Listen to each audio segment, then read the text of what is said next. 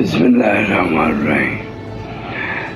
خیر پیارے دوستوں، آج کی خاص بات جو ہے وہ یہ ہے کہ اللہ تعالیٰ قرآن پاک میں قصاص کے بارے میں اگر حکم دیتا ہے بدلے گا، تو دوسری جگہ اللہ تعالیٰ کے ساتھ جو ہے وہ صبر کا کہہ رہی ہے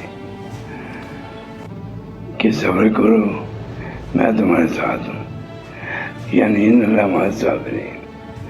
پیارے دوستو، مشکل وقت میں، ایسے وقت میں شیطان سے پناہ مانگا کرو، کیونکہ ہم باہمر مسلمان ہیں اور ہم ضرور چاہیں گے کہ ہمیں اللہ تعالیٰ کا ساتھ نصیب ہو۔